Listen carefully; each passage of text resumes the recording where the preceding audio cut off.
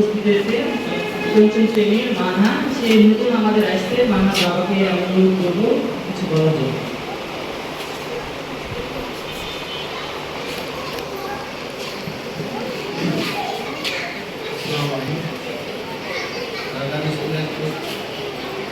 আগামী student college কর্তৃক আয়োজিত